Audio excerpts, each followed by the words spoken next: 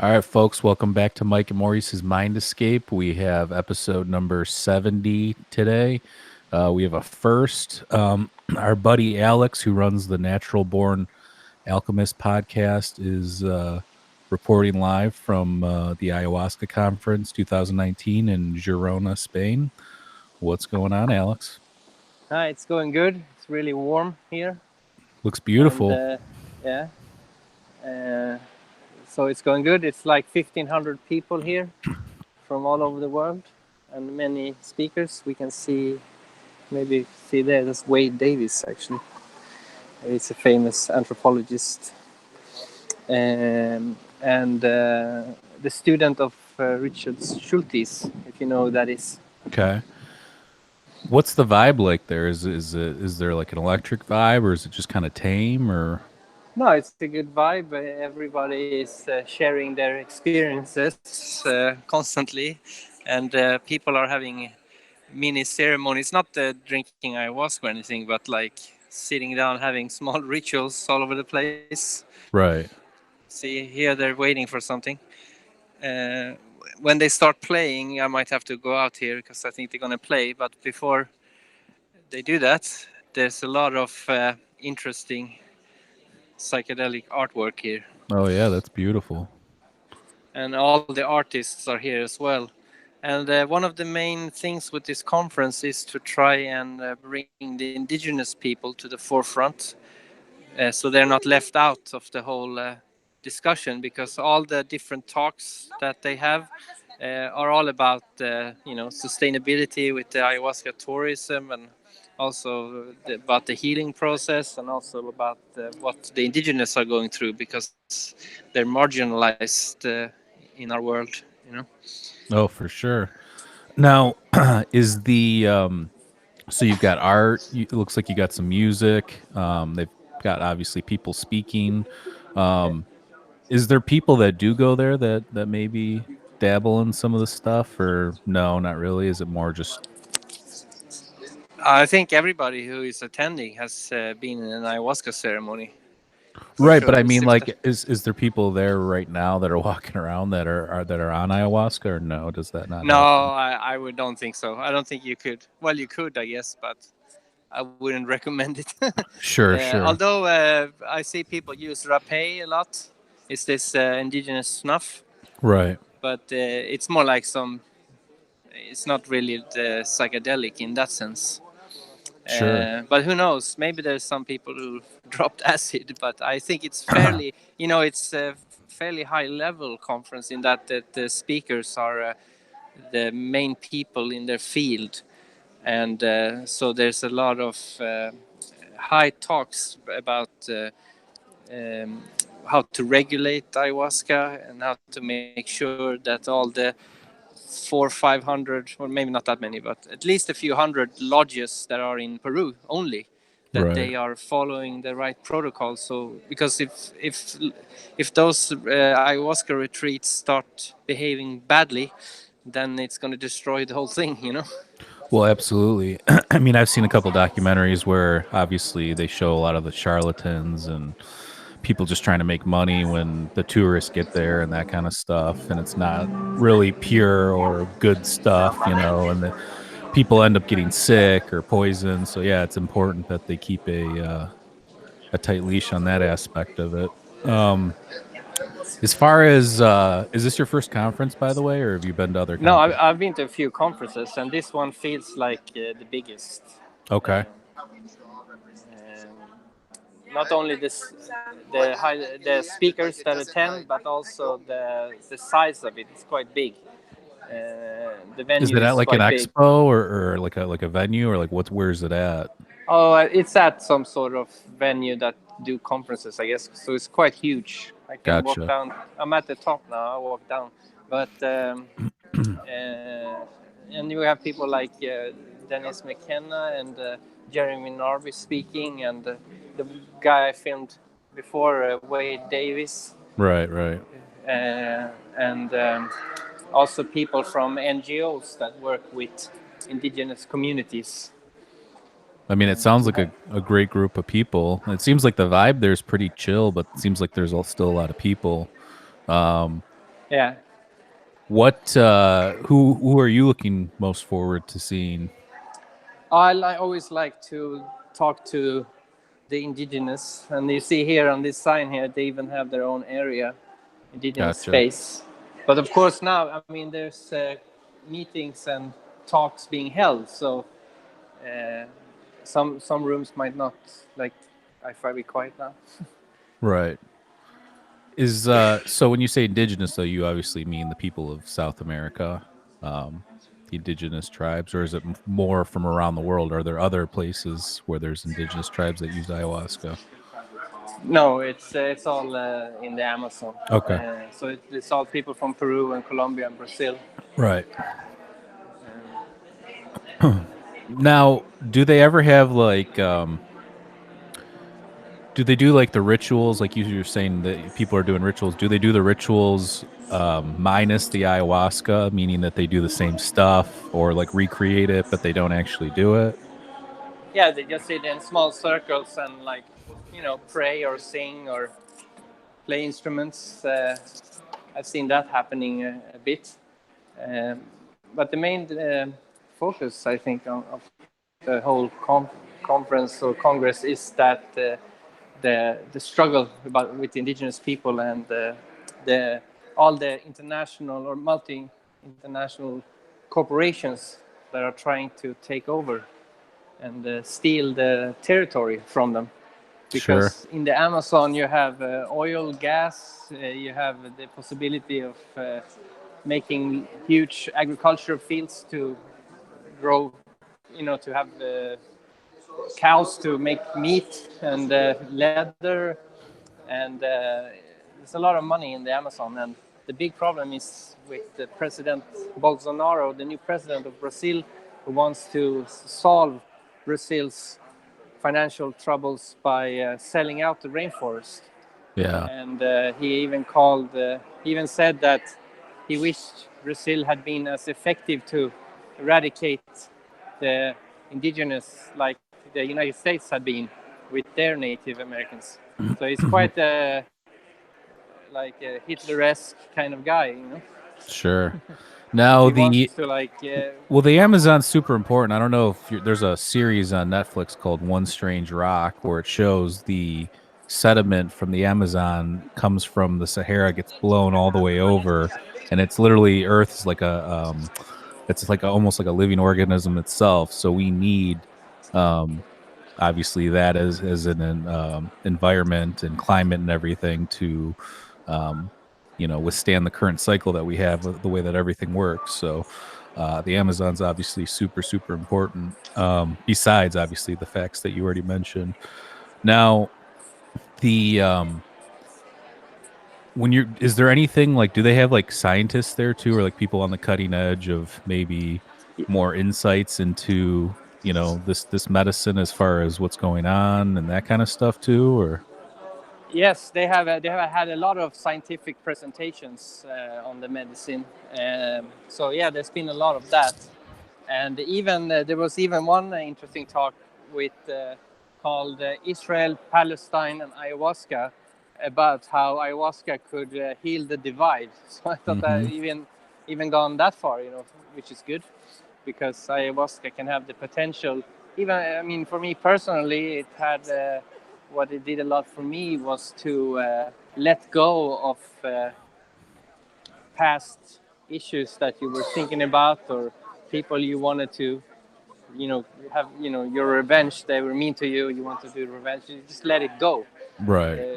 So it would make sense that maybe those people involved in the Israel Palestine conflict, if they all just sat down and had a few ceremonies, maybe they could come to a conclusion. No, I mean, I absolutely agree. I mean, to a certain extent, though, and I'll say this, I'm sure you're online a lot, whether it's Twitter or psychedelic forums and that kind of stuff. There's a lot of people that do these substances that still um, are very egocentric. And ego doesn't have to be a bad thing, but I think the way that people use some of these substances, sometimes they don't really get what they're supposed to out of it. Just talking with people, like if you go, it's not even necessarily like negativity. It's more like sarcastic negativeness, if that makes sense. So I see a lot of people online where you would think that they'd be beyond that based on doing these substances. And from my experiences with psychedelics, it definitely makes you come out of it reassessing who you are and what your next mission or goal is. And I don't get that feeling for everybody. So people that are claiming that they're using these things properly, I don't always agree with that either. So you still have this subset of people that are negative Nancy's and that kind of stuff. Well, that's why the indigenous.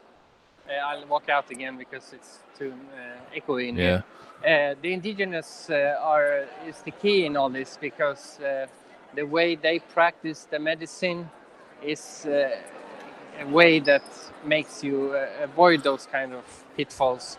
Because I just few hours ago I talked to an indigenous leader from Peru, and I asked her what her biggest issue was, what was the problem, and she said the biggest problem was white people going to the Amazon, drinking ayahuasca for 3 weeks, and then claiming they were shamans and they were going back to the West and then having Mm, ceremonies and she, you know, it takes like decades to be a fully you know, if to be a shaman that have all the skills, and right.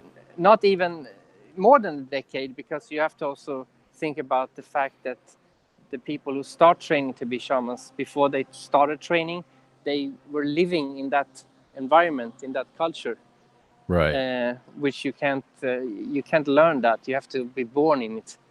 So I think we have to be very careful with all these gringo gurus and shamans. And as soon as a white person or a Westerner claims they are a shaman, you should ask, okay, how long have you studied under a shaman? Where? How many years? What, you know, like you have to say a lot of questions, because Sure. you know there are retreats where you can go for 3 weeks and then you get a diploma, you know, that you're a shaman, which is a joke. Yeah, I mean, the way I look at it, and I've never been to an ayahuasca like a ceremony, but the way I look at it is, it's probably something like studying under a guru or an ascended master or some sort of apprenticeship. Like you need the time put in, you need the intention. Like what you're saying. If somebody goes, okay, I'm going to go here for 3 weeks, it's one thing to go there and do it, right? Like, oh, I'm going to go and have an amazing ceremony and just experience this culture, but it's another thing to say I'm going to bring this back with me and this is who I am now. So like it's kind of fake, right? Yeah, I mean, it's one thing. Yeah, you can be a patient. That's not a problem. Right. But yeah, to claim you're gonna carry on the tradition, that in a sense is also a sort of culture appropriation and ignorance. Because um, the first time I went down there and did it, I got some crazy ideas. But then Right. when I went there again, I was placed back on Earth, you know, and said like, relax, you're nothing, you know, not yet Right. anyway. You don't know anything, and I'm always amazed when I spend time in indigenous communities that you know, they know a lot, and it's nothing you can learn in 3 weeks, because it's a lifestyle. You can. The problem is this fast food Yeah. culture, which is like I call it fast food spiritualism. Right. You can't do it fast, you know. Yeah, it takes years, and you know, like when you train to be a shaman, you have to be on a certain diet for 3-4 years, and you Sure. have to meditate by certain trees, and you have to also live in the Amazon. You can't do it in a park in New York, you know.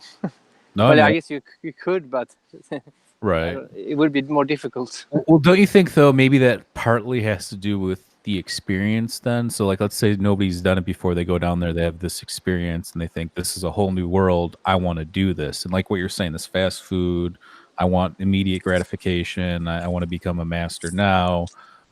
So they do some research, they read some books, and then all of a sudden they put themselves in that position. Do you think it somewhat has to do with the mind blowing experience as well? Like, do you think that not convinces people, but shows people this whole other realm where, um, we live in a technological age now where you could read a book or go online and do some research and pretty soon be in a debate with somebody that's been studying their whole life, and you have some decent counterpoints.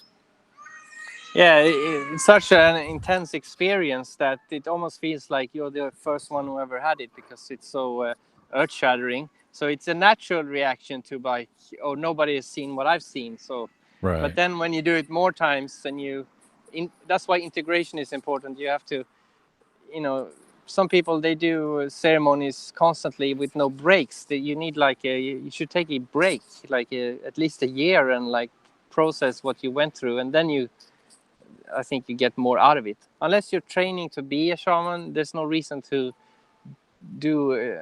I don't think any psychedelics weekly for year after year, Right. because you kind of like it's like watching a movie, and as soon as you stop watching the movie, you put on another movie. You don't have time to like digest what you just saw. Mm-hmm. So But yeah. no, I was gonna say, do they ever do any like history stuff there too? Like I was interested because obviously you're in Spain. The conquistadors came over to South America, wreaked havoc. Um, do they ever what happened? Do they ever talk about that with what happened with Yeah. ayahuasca during that period when there was the settlers and everybody coming over and enslaving people, raping people, that kind of like what was did they see it as like a negative thing, or did they take it on themselves as well? Yeah, there was a talk on the history, and what amazed me was that before the Europeans came over there, they reckon there was at least 10 million people living along the rivers of the Amazon. And Wow. now when you go to the Amazon, if you go down the river, you see a little community, and then there's a few miles, and then maybe another little community. But back then, the it was one huge civilization, like millions of people, of course, still living at, with nature, like Mm-hmm. wooden houses and that, but a huge community. And it must have been amazing to have encountered that as those conquistadors. But of course, they kept the ayahuasca secret. And then in the history books, it said that disease decimated the population. But decimate is not a strong enough word, because it was more like genocide, Right. because about 9 million people died from Sure. different diseases. And then also when the religious people found out about ayahuasca, even to this day, uh, last year some shamans were murdered by religious fanatics, Yeah, that's crazy. Catholics, because it's the devil. Well, yeah, uh, you see these weird stories like that one guy that went to that remote Indian island, that Christian guy that tried to convert him, and he was immediately killed by the tribes people. So like there's people trying to preach these religious doctrines, and stuff goes down.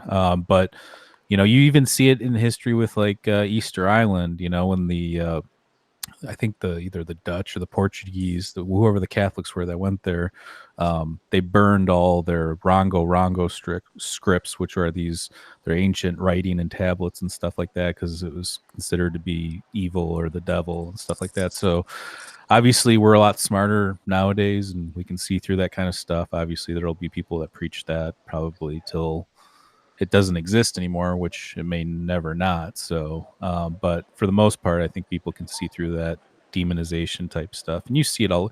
Whether it's people that believe in aliens and aliens are demons, or people that see these entities and these DMT entities and they think those are demons. There's always going to be people that think negative stuff like that. So, One thing I did just before you called was John Coonan is a film director, and he's made a few films. And he recently made an ayahuasca trip in 3D, mm-hmm. and 15 minutes long, an ayahuasca ceremony in VR. Wow. So I did that, and I must say it was. If somebody ever gets a chance to come across the Cosmic Journey virtual reality experience, you should definitely try it, because it was. In fact, my heart started racing. It was that good. Wow. I was almost thankful that I hadn't drank anything, because I knew I could just take the headset off, because I wasn't really mentally prepared to sit in an ayahuasca ceremony, but Right, right, right. So it it was gave you really like a flashback to the real deal, huh? yeah, it was really well made, and that guy Jan Kuhnen, he you know he studies the medicine a lot, so it's clear he knew what he was doing. Is that something that's going to be released at any point for like the general public, or they're still working on it, or? I don't know. It's been released. It was released at the Cannes Oh, Film okay, Festival, I think. So gotcha. it's very recent, so it might start popping up. I can walk in here to the main hall, so you see it's quite big. Yeah, I saw some pictures you posted, and a couple other people posted of the opening ceremony. What's that about? Is that kind of similar to the Olympics, but for like psychedelics, kind of a thing, or is it an actual? Yeah, you can say that. Yeah, okay, Yeah, it's no, it was just like again to put the indigenous communities at the forefront, and they were doing their songs and ritual singing, lots of just to Icaros open. and that kind of stuff. Yeah, a lot of them. And Sweet. here we even see somebody getting a massage. That's yeah, no, I mean, like I said, it actually looks pretty cool there. It looks pretty chill, but there's still like a vibe, you know? Like I hate places that Yeah, are overcrowded where you can't really, see or get anything done. Usually they're more music related things, but yeah. um no, that looks awesome. So like Everybody's pretty friendly. yeah, it seems like it. Do Do you you know Chris Killam is? No, I don't. Who's he? He's called the medicine hunter. He goes around the world and studies medicinal plants. Anyway, he's here. Nice. That's So awesome. you can bump into all these interesting people all Right. over the place. No, I think it's fascinating. But it goes to a different city every year, as I No, it's gather. not annual. It's last time was 3 years ago. This is like it's not an annual conference. Okay, okay, It's the World Ayahuasca Conference. So it right. happens when it happens, and Wh- where it's was the behind. last one? It was I think it was in Brazil, Okay, and it's arranged by the Eye Seers, which is an NGO that tries to promote respectable use of psychedelics and also to put the indigenous communities at the forefront. right. And I Um, assume that obviously, I've read stuff. There was a booth somebody tweeted out for like you know I don't even want to like sexual assault type stuff because obviously that stuff's prevalent among non real shamans that preach that they're shamans down there. It seems like, and there's people that go down there that get assaulted or maybe raped even sometimes. So I assume that they try and keep um, a tight leash on that. And I saw there was a lady running a booth there about that specific subject. Do they talk about that at all, or is that something that's yeah, kind of yeah, that's also a topic, yeah, and that has a bit to do with here's the question. That has got a bit to do with the popularity because right, when you start seeing like hordes of gringos going into the Amazon with all their money, it's right, going to lure out the people who just want the money. right? So you have to, like Terence McKenna said, your first stop before you do psychedelics is the library. But these days it's the internet. So you have to do the research. Don't just go down there and pick the first guy, you know? That's interesting though, because like if you think about it, do you think that's because I mean you see the same thing with Americans or Western culture, people from Western culture going to like India or Tibet trying to gain enlightenment. It's maybe something along the same lines for this ayahuasca stuff. Like people, Westerners have lost their connection to spirituality and I guess the esoteric, community in a certain way. Do you think that's why you see Americans, Indians, like whatever, people traveling to gain these insights because we don't have our own, the only thing we have really is religion. And obviously I mean, I was raised Roman Catholic, but I stopped going to church when I was in high school because a lot of it was BS to me. Not that I don't believe in a higher power or anything like that, but I just think that For the most part, Western culture is kind of losing its touch with spirituality, and maybe that's why you see all these different endeavors you see people going on. Yeah, I think that has got a lot to do with it. They're trying to find some meaning, so that's of course very attractive. Uh, That's kind of cool. What's that? Just like a little art shop or something? yeah, and this guy here in the black, he's a very good artist. No, all the art looks very awesome. Like, do you buy any art when you're there? Or? Oh, it's well, the originals are a bit too expensive for me, Right. but I did buy some prints. Nice. Uh, Yeah, I wouldn't be buying the real deal. I'd probably be getting the prints myself. Um, no, I mean this looks awesome for sure. I definitely think. I mean, I was unaware of these conferences. Now, what's the perception like when you do people talk about like smoking DMT too, or is that kind of taboo there since it's more about the MAOI inhibitor and the chacruna and that kind of stuff?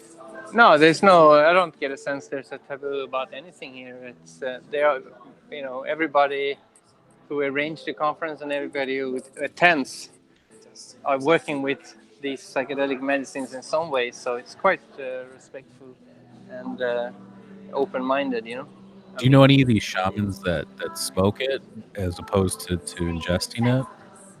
no, I don't know. I don't know. I've never met one. And yesterday at the press conference, Dennis McKenna got asked the question if pharmahuasca is when you take DMT and an MAOI inhibitor and make some sort of,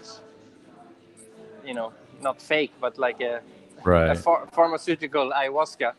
right, If that's just as good as the real thing, and he said no, because what most people don't realize is that the biggest healing aspect of the ayahuasca is the MAOI inhibitor, not the DMT, right, because it contains, first of all, it's very good when it concerns killing parasites in your body, and it's a very healing plant in itself. The chacruna is what it's called, right, right. and then when you add that the DMT, which is the visual, put those together, you got a very potent healing medicine. Right.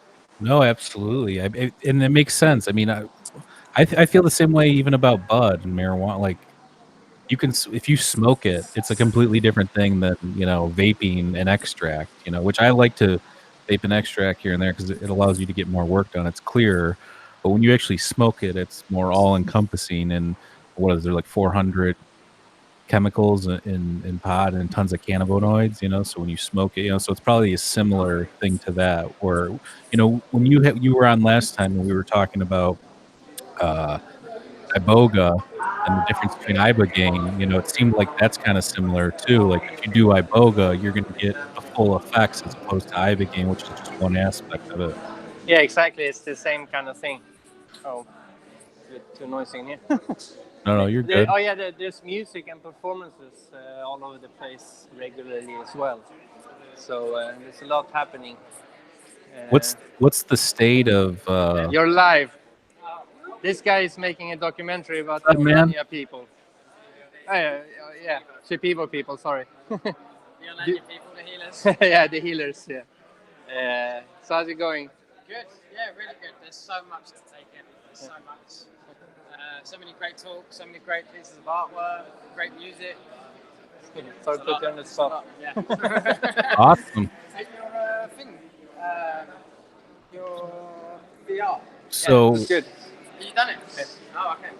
Sorry. No, no. He's making a documentary about the Shipibo people.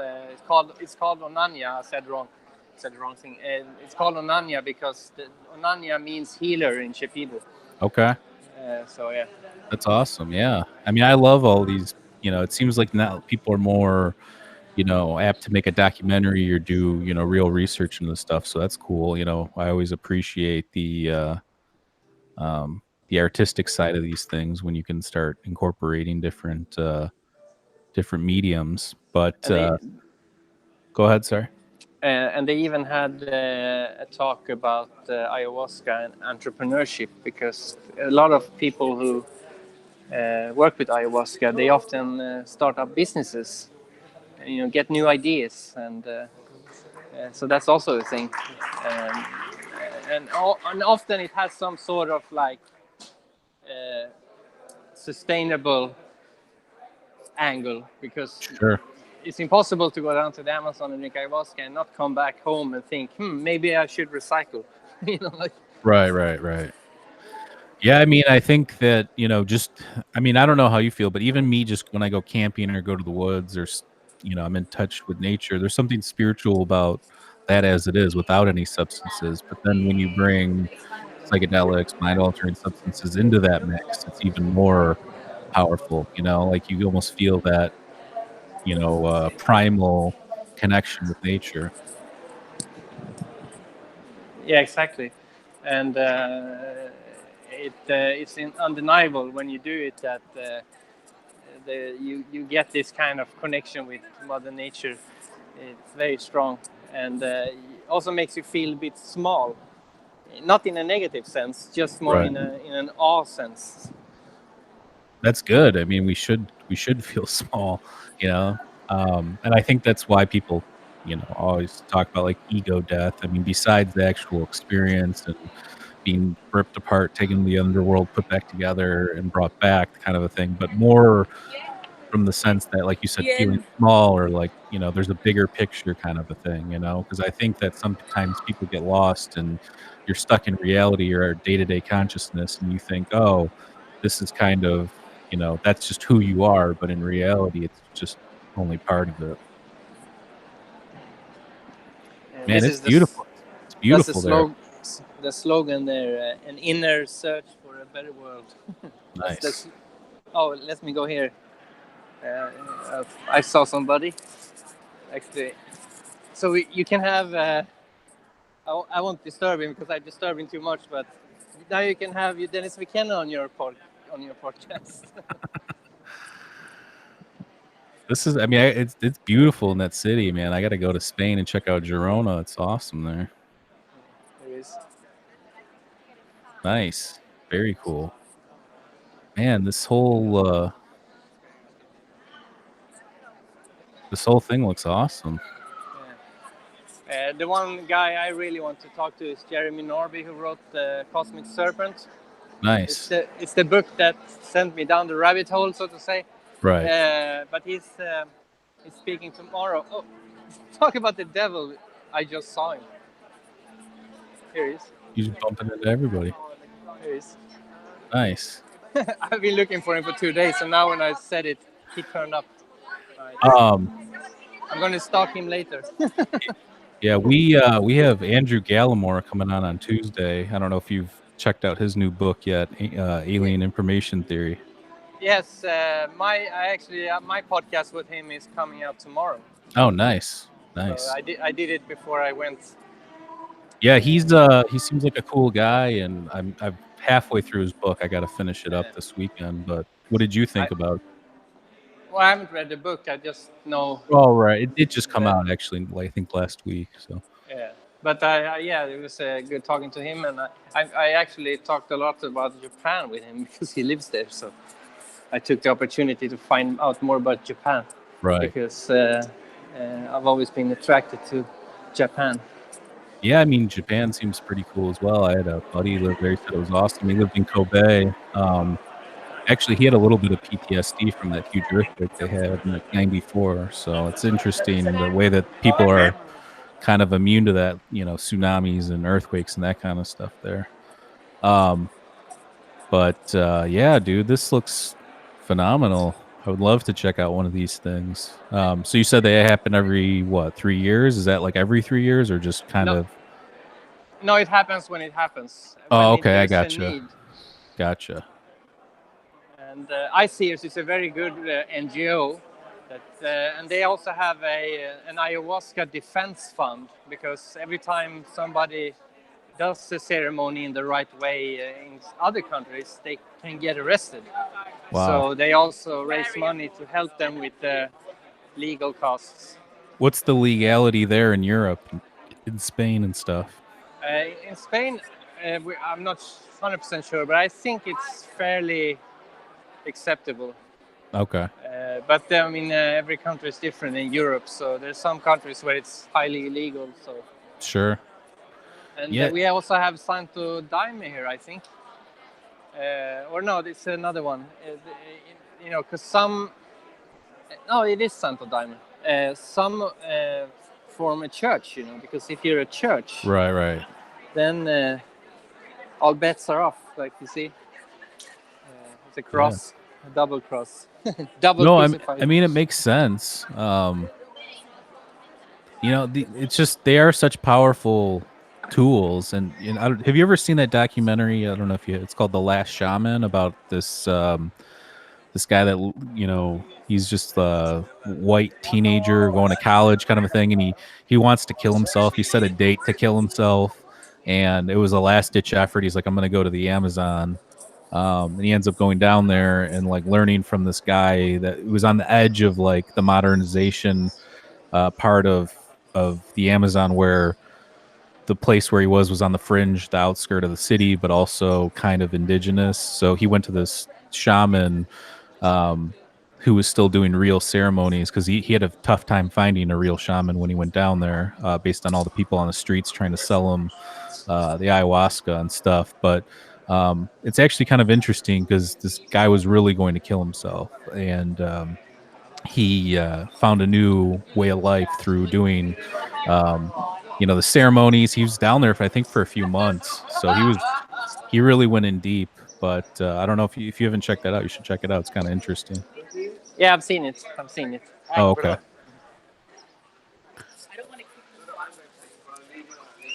Is there that whole aspect there too? Is there a lot of people talking about like the whole depression, anxiety, mental disorder kind of stuff? Yeah, every angle you can think of, they have a lecture on it, and they also showing not that film, but they also showing a few films as well, different Gotcha. documentaries. So it's all. I mean, if you Do you have want to anything that you see, recommend? Like anything that you've seen or?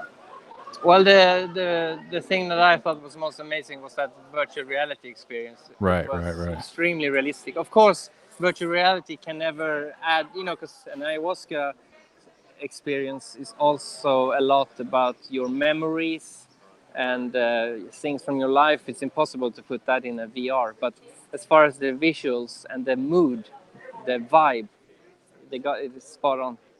Um, Man, this is that, you know, like it looks like it's beautiful landscape outside of that specific location too. yeah. Oh, Girona was a very beautiful city.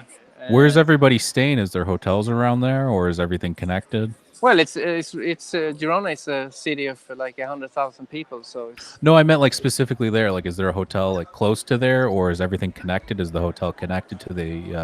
yeah, everything is in walking distance. Oh, okay, It's Europe, you know. It's like right. small distances. No, it looks clean, beautiful.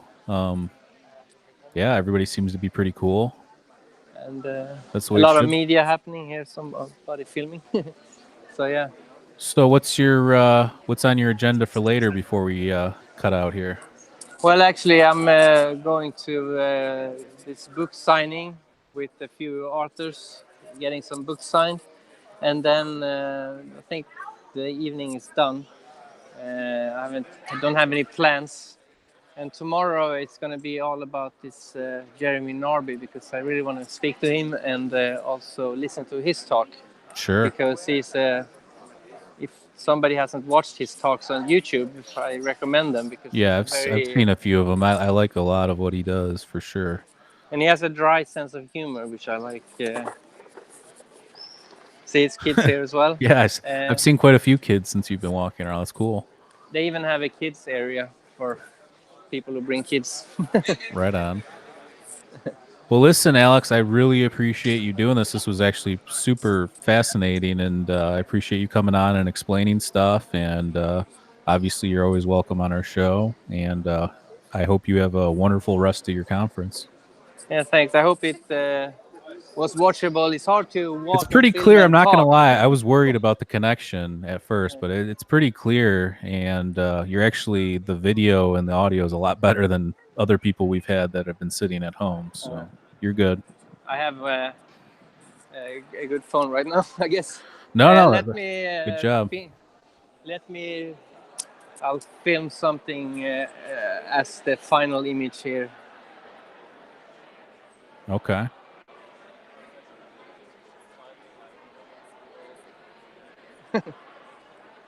No, that's true. We all need to wake up. Yeah, so thanks for having me on, and I hope people enjoy listening, and people should definitely check out the Ayahuasca Defense Fund. They always need support. Yeah, check 'Cause that out. it's- Check out your podcast too. You're on the podcast platforms, Natural Born Alchemist. When are you going to release your Andrew Gallimore episode? It's tomorrow at noon European time, so I don't know what time that is elsewhere. Sweet. But Yeah, I'm going to check it out for sure. All right. Well, we're going to wrap it up here. Thanks for coming on, dude, and we'll catch up after. yeah, thanks a lot. Yep. Have a good rest of your day. Bye. Peace.